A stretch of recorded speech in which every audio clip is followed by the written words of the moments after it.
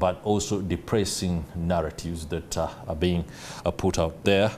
The surge in night crime and the incidents of locals, citizens being beaten and attacked in gruesome fashion by thieves, by criminals, is something that is, of course, very depressing.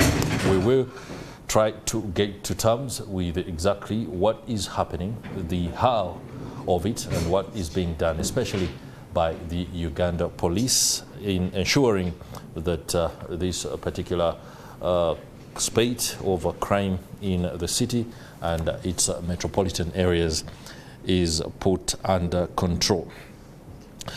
We will be attempting to step into the shoes of those that are investigating these crimes and understand what patterns or leads are being taken or provided as solutions are being sought. I'm joined on site by Bat Byamukama. He is a student of security and strategic studies at Nkumba University. Many thanks for joining us. Yeah, it's a pleasure, Chris. Good morning, our viewers. And you're most welcome. On my, or rather his immediate left, we have Freddie David Egesa, a security analyst and career investigator. Good morning, viewers. We also have Tolit Atia. He is a security analyst and a usual suspect on Morning at NTV. Thank you for joining us again. Gentlemen, watching the stories that have been running, we carried them in our NTV Tonight bulletin last evening, and it came on the backdrop of what is no doubt a very disturbing spate of night crime, brazen attacks by individuals who appear to be very determined in orchestrating the kind of crimes that they have occasioned upon their victims.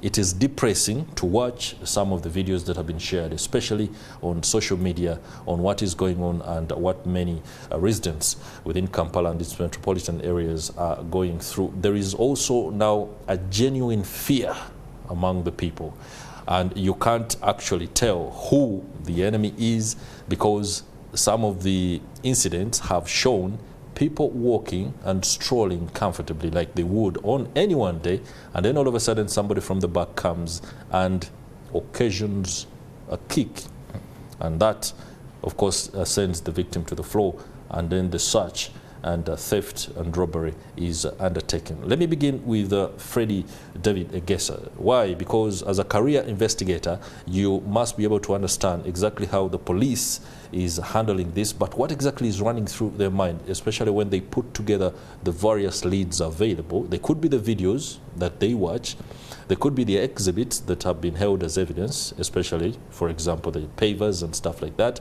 I don't know how effective that can be in understanding how that paver can tell us exactly the motives, but also a pattern to a particular crime. Well, how do you make of that? Thank you so much. Possibly for purposes of research, I may start from a different angle to say, what is the problem? How come we are coming up with this type of a surge of crime? And one, we should first of all give them a clear name. Me, I've termed them as night jackals. Night jackals. Night jackals, because of how they behave. One, they move in numbers, so they create teams. Two, they are lacking. They look around for what to take. That's right. And of course, we have had this type of crime before, but you remember they used to scare and take away the little you have or the much you have. This is now a very different team. They first of all have to make sure they have hurt you.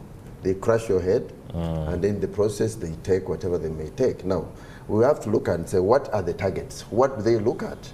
Of course, several of them look at how you are dressed, maybe your size. A man of your stature will not be missed, and I may go scot-free because I'm lean.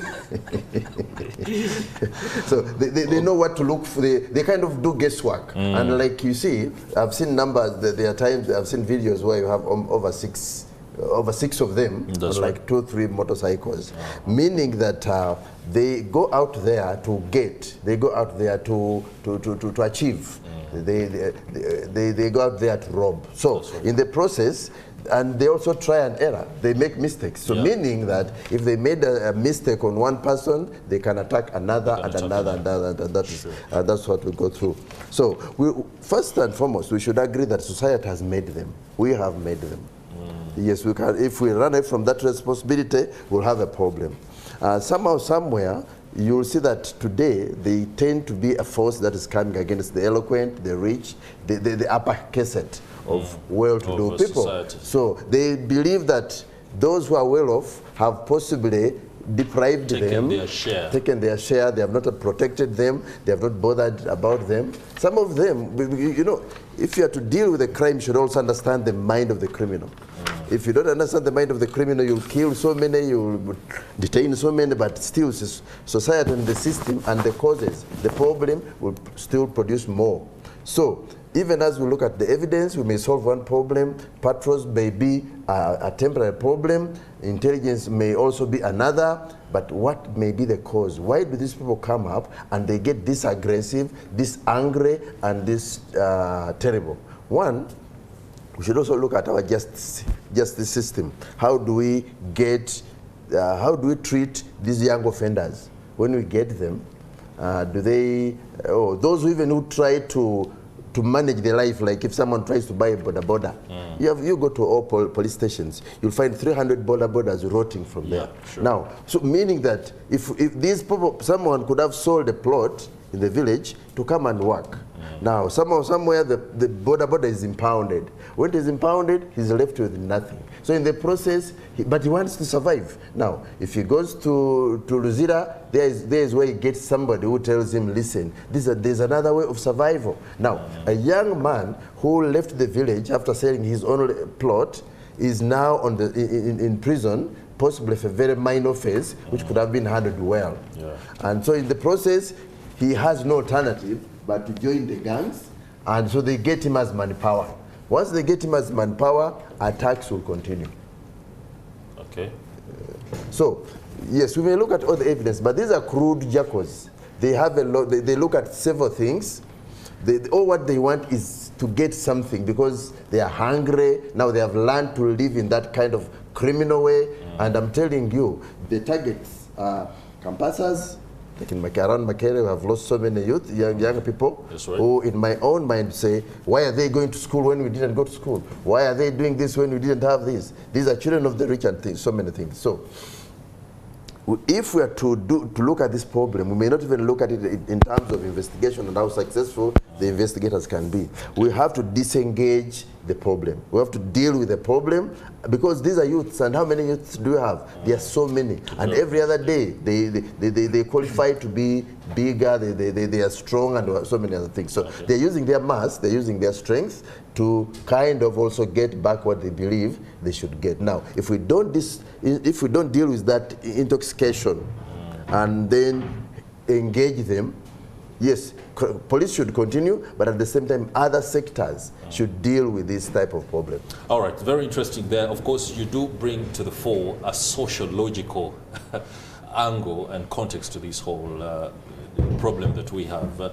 And I'm very glad that you've stated it the way you have done. There is a case of where some of the crimes that we see increasing are a direct result of the handling of criminals by the justice system and the security forces. We shall get to that a little bit later. Let me come to Bakama. You're a student of security and strategic studies, and I'm sure you'll agree entirely with the fact that some of the problems that we are seeing today are a result of how the police and the justice system has handled this case. However, he also speaks about the case of understanding the mind of the criminals. It's as if we must understand that there is justification to a certain spate of crime, as in they're doing this because there's a critical message that needs to be put forward. Is that anything that is interesting for study as a student? See, Chris, besides security studies, I'm a lawyer who has gone to DC. Okay. So you're an advocate. Yeah. So not yet. But, okay. So Chris stated this. I guess I stated it very well that in this context, we don't need to see how effective investigators are or investigations are, but there is a problem that doesn't need investigation, because when we are dealing with such a trend of crime, we have to adduce both proactive and reactive measures.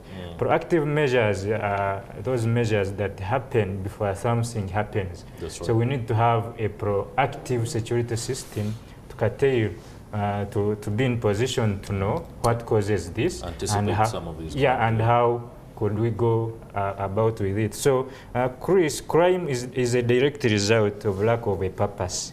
So and knowledge is required to obtain that purpose. So training some of these young people on how to get skills to survive could be better than, you know, focusing more on investigators and how crime is being handled in courts, because most of these culprits are delinquents, young people, and some of them are the youth. So some of what is the push factor of these young people into committing those crimes? That is what we should be looking at right now. So you see, most of these young people in Uganda, they are unemployed.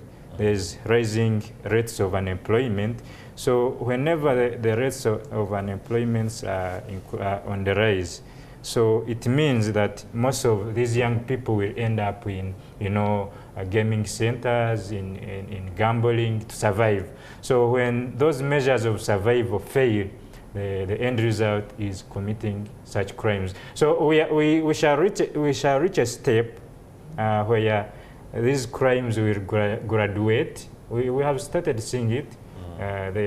What we are seeing, what we saw in Munyonyo is just a graduation of crime to a high-profile, high-profile community attacks, and So because these crimes have been existing, but in ghettos, in those unrecognized settlement areas, such crimes have been existing. But when it comes, it graduates from ghettos of Kagugube or Chikoni or Mulago to going to Munyonyo, where the security system, where there are modern security system, cameras, to be. Yes, cameras where they are, So it is just a graduation. So let's focus more on, not recruiting more assistant RDCs, but encourage policies that, will stimulate production and engage these youth into productive activities, because I told you most of them are delinquents,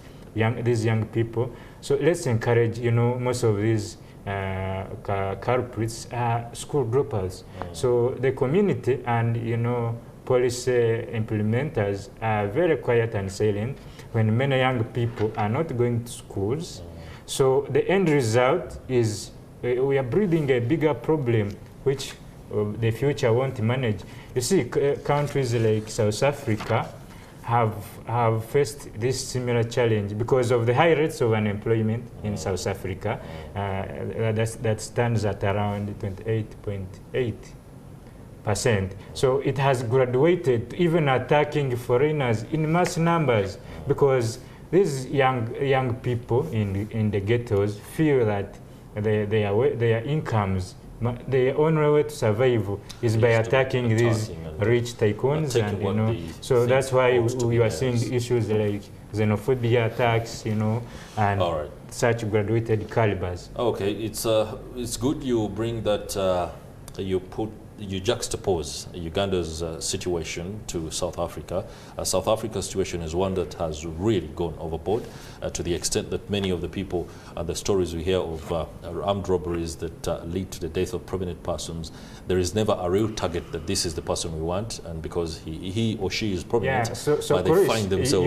You are just lucky that these few instances have been noticed. So just think about those instances that go unnoticed. Yes, that are in areas where there are no cameras.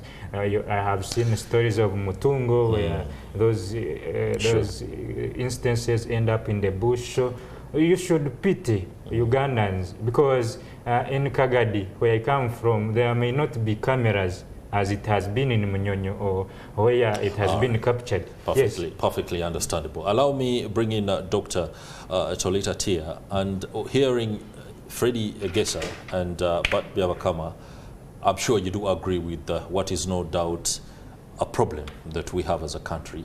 However, I must be very specific that Morning at NTV is not going to attempt to bring forth the solutions that ought to be brought by the security forces in how they do their job. We are speaking right now for immediate actions that ensure security of the citizen, because that is important. The victim is not supposed to understand why the criminal is attacking them. Absolutely not. Their life is in danger, their property has been taken, and they might be, for example, crippled for the rest of their lives.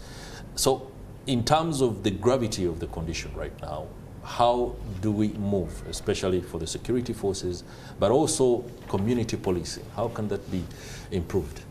Thank you very much. Good morning, viewers.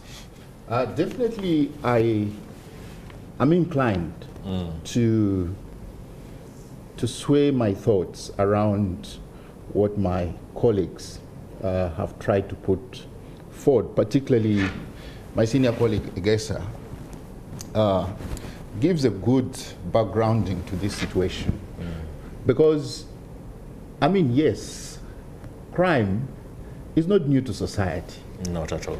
And crime is akin to the existence of society, which means wherever there are people, there's going to be crime. There's going to be crime. Even sociologically, there are people whose minds are inclined to crime. And of course, you see, if you try to tinker the argument from a much more public philosophical thinking, you then begin to debate what crime is and what crime is not. But let's not go philosophical, yes, please. But in the history, but I just want to say two quick things. In the history of crime, is that sometimes crime, by the way, has been used as a tool or a weapon to even up situations, even political exclusion.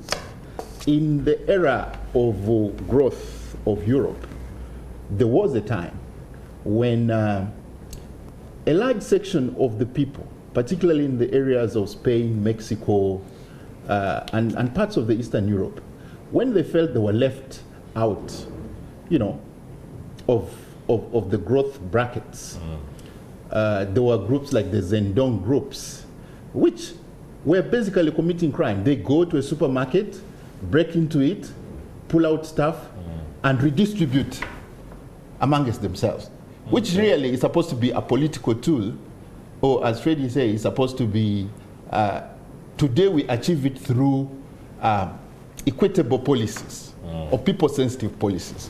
So, what is before us, and regrettable, I must say, you are asking for quick actions. What usually happens once crime takes place? One is that there is community reaction. And that reaction comes in a way of community anger. Because there is a threat. And this threat is what the government or the agencies should deal with. Now, in the case of Uganda, what is the situation? And how do we channel out of this? Because this is not the first time, by the way. We are having this kind of we've had wave. FAC, yes. had those waves so we've had these waves before. Yeah. The question then would be, have we taken time to do any schooling around what happened before? Have we seen any restructuring in that line? I heard you mention community policing. It's easier said than done. Community policing is the ideal, but community policing cannot work in a vacuum. Because to break down that terminology, it simply means cooperation between the civic public and the police. Security agencies. Yes. So the central question, therefore, then is there really a tangible relationship between these two bodies? There isn't. You must be very... I think I'm very reluctant to say that there is. There is any. Why? For instance, cumulatively, I think for the last 5 years, or 6 or 7 running, the police force has been named the most corrupt force by many research or corruption, anti-corruption agencies, and if their reports are anything to go by. So, in a relationship, one of the first targets is the issue of trust. Once you lose trust, then there is a problem. Once you lose communication, then there is a problem. Because the very mundane attributes of an effective operation would call for 3 things. One, that first of all, the numbers, yes, the numbers of the police are adequate enough, you know, ratio to population, yeah. and which, in our case, is really on the loop side. I think one policeman is covering almost 200,000 people. The normal should be about 1 to 24,000 or something like that. 2, the detective arm of the police, or what would like to call intelligence. I don't like to use the word intelligence. Yeah. Yes, I think for me, the police has also lost it from within the question of, generally the nomenclature alone has affected the process. And I think that's where community policing is facing a problem. Because you see, intelligence is a term historically tied or linked to the military, and not necessarily the police. Not necessarily the police, so, yeah. For me, I think it brings mixed feelings and interpretation. We know about police detectives and what police detectives should do, because some police detectives are actually embedded and live within the communities. And they should be able to forestall some of these things. Because, and that probably brings me to my last point. The nature of what is happening now, these people are in groups, they seem coordinated. The worry then would be, are these organized crimes? And if they are organized crimes, then somebody needs to go to the bottom of this. I don't think the usual policing would be able to sort out this problem. You don't think the usual police, the one we know, it is not can't? so it can't. Mr. Freddy David Egesa, I want you to take us through. I know this might sound like a broken record when it comes to investigating these crimes. What does the police go out for? I mean, you have videos, for example, for the victim in Munyonyo and any other. There's one around public service that we saw more than a month ago, and it was a guy who occasioned a kick onto the victim. I was advising some of my friends that you don't have to, if you're 2 or 3 and you're walking together, going to Wandegea, going to any place, it's okay to walk ahead of the other, so that if anyone passes this one and you see there is a possibility that an attack could happen, you can block that kind of incident. But going forward, how do we tackle a problem that he says police is ill-equipped to even engage in? There have been processes of restructuring. Right now we see this the introduction of a new IGP who is a career policeman, no doubt. Some people are saying that is going to change a lot away from the militarization of the force. Crime must be stopped. For us, we will not go and discuss the boardroom aspects, what is being discussed in the Ministry of Internal Affairs, in these other agencies, what could be the motive here and there. Crime must be stopped so that we know we are safe getting out of our houses and going to do our work. Thank you so much. When you look at the security setups here, we don't seem to have boardroom discussions about strategies. I think the statutory powerhouse, if you have to talk about, we have done so well with external aggression. We have dealt, the system has dealt with terrorism and any other invasions, meaning that there is capacity. There is capacity to do the job. But this capacity has not been tuned into a usable force to deal with internal intelligence. Now, when you look at the surging of crime, you'll just notice one thing, that crime is taking the better side of the population. Crime is becoming much more, it is becoming stronger than the internal intelligence. The intelligence, when I talk about intelligence, I'm talking about how information is picked and processed. Now, I'll give you a very simple example. You have heard about the Okada rebellion, Okada team in Nigeria. These guys were border borders. They used to ride border borders. In the process where there was a lot of antagonism and so many other things, and they developed into that team that kidnaps the rich and their children and so many things. Now, in this process, I'm so worried that I've not seen a situation. I've seen, I think, Damrila is trying to build something now. And I'm happy that, Karugawa formerly was in the special branch. Yes, so there is that kind of... Be very specific. When you drop names like that, you're speaking like you're speaking to peers, but the people don't know who could be Damrila. Okay.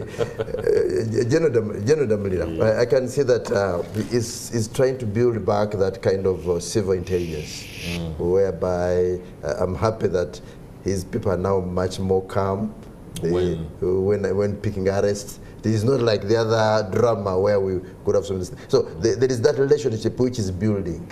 Now, in circumstances like this, if security does not kind of win the trust of the public and kind of work with, because all the information is at the bottom. There is a lot of information around the public. But how do we pick this information? Now, when I talk about Abbas Biagaba, the current IGP, by background, I remember I with him in Fort Portal when he was the regional, I think it was the regional special branch officer.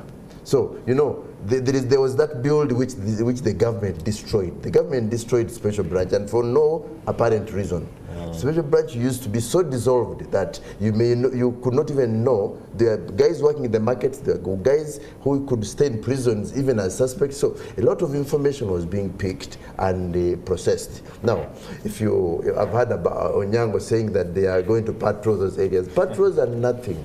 It is just a wastage of time, a wastage of resources. And you know what happens when young men are sent to patrol, because their pockets are always empty, because of poor legislation, they will also help themselves to other people's pockets. Now, we only need to build a simple, human-friendly intelligence so that we can get to know who does what. Now, as we're talking now, the jackals are sleeping.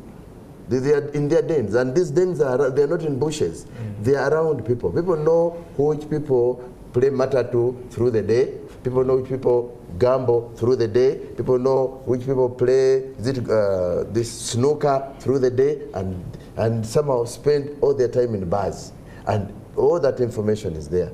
But if you're going to waylay and start putting single files walking behind each other, why are we on this type of tension? We are supposed to be secured. We are supposed to be protected. But the problem is, how are our security planners doing it?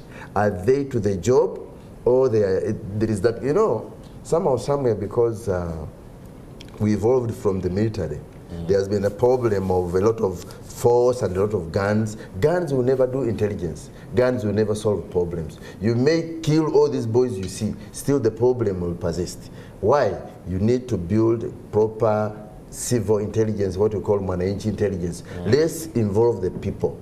Two, and maybe, which my last point would be, that also let the police improve their relationship with the people, so that there is that trust.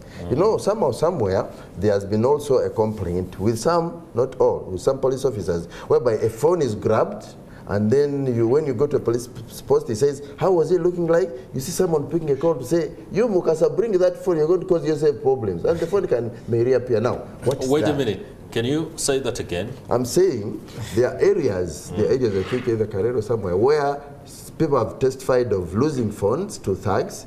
Then the process when they got police posts, the officer calls. You find someone saying, but you, man, you'll say, how does he look like? Was he like this? Was he like the other? And you say, you bring that, whatever. Now, number plates. People pull off number plates during the night. In the process, when you go to some police stations, they'll say, but you know these thugs, you give them the money.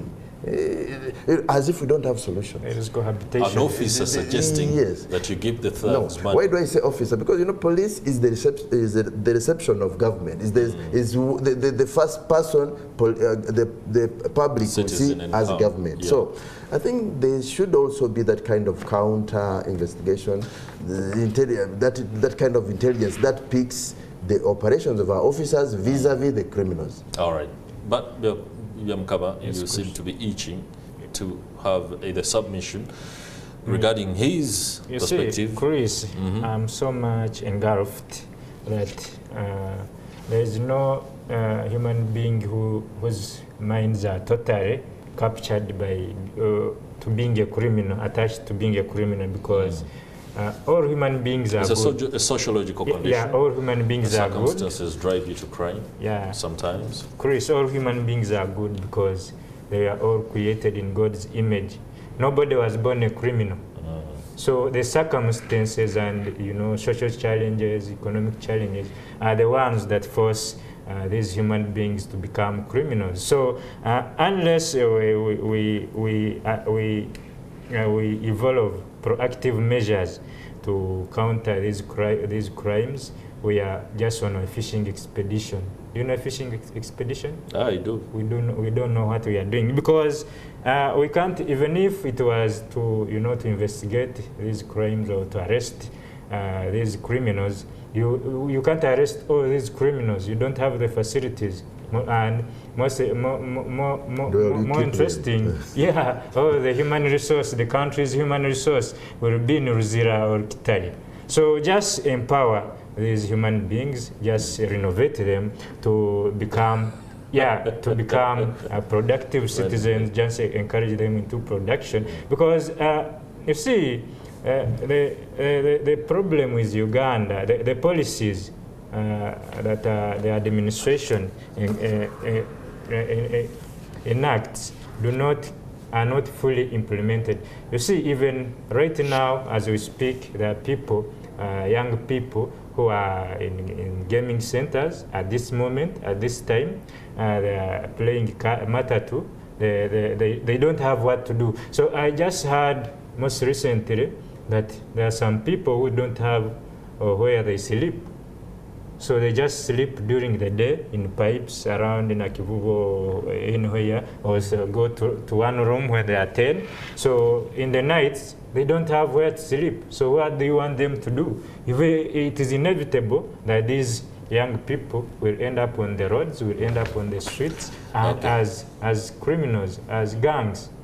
So unless we encounter proactive measures, we are just on a fishing expedition. I do understand and agree with what appears to be a narrative that sweeps across all my panelists' thinking. But the manner of arrests sometimes, or how the police conduct some of these arrests. You spoke about the fact that there's the single file system where everyone who is found is taken in.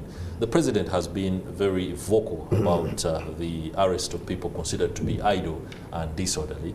I think sometimes you can determine who is disorderly, but you can't really determine who is idle. So in arresting somebody, when they are told the reason as to why they're being arrested, it's a combination of two, idle and disorderly. But how do you quickly determine who is disorderly? You can see a person who is either causing commotion or chaos anywhere, but how do you tell Chris Higenyi standing at City Square, perhaps waiting for a cousin, a brother coming from the other part of town, and you determine that I'm idle, and then in the process I find myself in the cells and into jail? That is also problematic, and it's causing a bit of trouble. How do we tackle that? Has the police been I don't know whether you talked about attempts on schooling, but I doubt that has been done. Does it have any options on manners of arrest? I certainly would like to answer that, to tackle that issue quite directly. But look, I'm afraid, and I do not know what is running in the minds of my colleagues. Two things as I was walking here. Yesterday, by the way, in Zombo, which was part of Nebi district, and Paida, which is at the border of all border Congo, there seemed to be a spate of theft that has emerged in that area. And what is particularly happening is these are not attacks on people, but people are losing valuable assets, particularly domestic animals. And this is another form of threat. And you clearly see it is also being conducted by young people. Now, for me, what comes to my mind is that central to this issue is young people. Yeah. That is one. But also contextually, Uganda is largely made of young people. Young population. So then the question would be, are we properly responding to the issues around these young people? That's one question I would like to leave pending. But the other would also be in trying to see how, and not only the police, but the entire jealous justice, law, order sector is handling its business. Just before you go there is anecdotal evidence, and all over the place, that there are challenges with the way the jealous sector is working. So whether it is police, whether it is prison, whether it is the courts, because the people have decided to arrogate themselves, the powers that lie with some of these institutions. Like the case I'm talking about, 2 young men were brutally lynched, at least according to the pictures that were circulating. And for me, this is disturbing, increasingly disturbing, because every time you see a case of mob injustice, to avoid the word justice, because mobbing cannot be justice, I think this is a direct indictment of the jealous, so to speak. So when you ask, is there any other way? For me, I don't think the end, the means is in the end, We need to look at this as a process. And where does this process start? I guess I'll try to explain this. For instance, look at the courts. How the issue of backlog, how long do the courts take to conclude a matter? The person who has this matter, the person who has interest in this matter, to go to court is to spend money. That is right. To go to the police following a matter is to spend money. Because you've reported the matter to the police. How long, for instance, can we now try to discuss, say for instance, time audit or process audit in the police, in the courts? Because the people are acting in a manner to show a vote of no confidence, or particularly the young people. We have explained they are in shacks, they are doing what, but what else do we expect them to do? And for me, I also think that we ought to be a little careful. We who are doing research in these matters, who discuss these matters, including the media. That's right. Because I think we are taking this debate the wrong direction. Yes, deprivation, hunger and anger can push to all these things. That is right. But the other issue which is central, which we don't seem to be discussing, is that crime in its broad sense, including these murders, aggravated murders, theft, corruption. Because there are reports every other day of government functionaries who are wantonly looting from the coffers. We don't seem to see, I have read a number of anti-corruption reports, and they seem to come to this serious conclusion that whereas there are attempts, there has been investment to fight corruption and all these other things, there seem to be nothing serious that has come out as a consequence. That's so exactly I'm beginning to ask myself, is the police also frustrated with their own work? Probably they are beginning to think, I know of a justice one time, and it was public, the justice said he's tired of running after small fish because the big fish are there. And what is happening to them? So there could be a societal, yes, this society could have found itself in a situation where crime, be it theft, is accepted. I do understand your point, especially because earlier we had Freddie Egesa share the fact that some of the officers know the criminals and they can quickly contact them in case somebody says they lost a phone along a certain street or an area. They quickly know. By simple description, an officer calls up a guy and is like, "Wait, let us see me." You know, that is alone an indictment, and I hope that the new Inspector General of Police, Baspia Kagaba, can take this matter very seriously. There's absolutely no reason as to why a police officer can call up a criminal to inquire whether it's actually that criminal who has carried out a particular crime. That is unacceptable. All right, gentlemen, we don't have a lot of time on our hands. I would ask that you all give me a wrap of what you think should be the way forward. I'm sure we've already discussed some of those aspects, but in time that we have, I will allot each of you 60 seconds, and then we can wrap this discussion up. Biabakama? First of all, is crime prevention measures should be, enhanced. Secondly, there is community policing. Let's tell the public to be vigilant.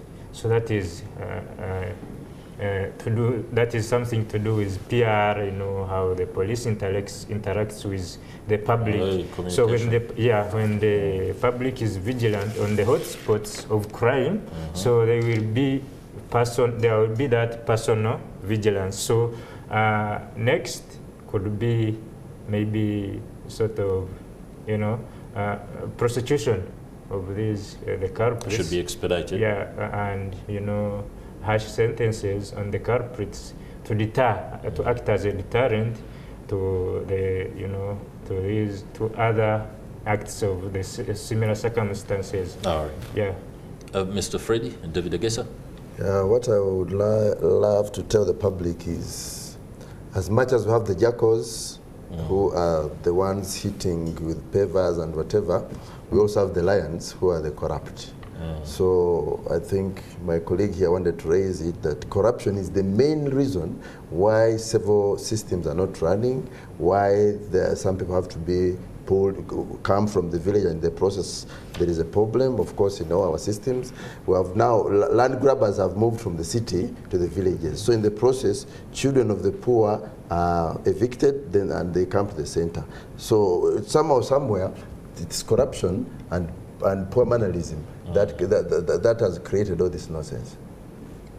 Interesting there. Finally. Yeah, my parting shot really is that, as it were, we are still in a fairly comfortable situation. I dare. We haven't been made uncomfortable enough. I dare that let's not slip to the uncomfortable zone. Interesting. South Africa, Mexico, Haiti are in these situations. So my call really for those concerned is the theory of change that should be adapted is let's try to get everybody to be the brother's keeper. And in doing that, there must be a lot of internal adjustments. There are reports like the 17-day report. Where did it go? How can we have trust? Every time you start something, you throw it along the way. Just how can we believe in anybody anymore? Interesting there. Dr. Tolita Tia, security analyst, many thanks for the perspective, and many thanks to you too, Freddie David Egesa, a security analyst too, and a career investigator. And of course, on my immediate left, Bat Biabakama, a student of security and strategic studies at Nkumba University. It's been a pleasure to have your perspective, and we are no doubt emboldened in understanding the matters of the surge in crime around Kampala metropolitan area. I do hope this discussion offers some bit of perspective for the policymakers, but also those actors within the security agencies to up their game in terms of capacity and readiness to tackle these issues as and how they happen. We go for a break. When I return, we shall be taking note of improving financial literacy through fintechs as this wave of solutions geared towards improving our financial abilities as a people go forward.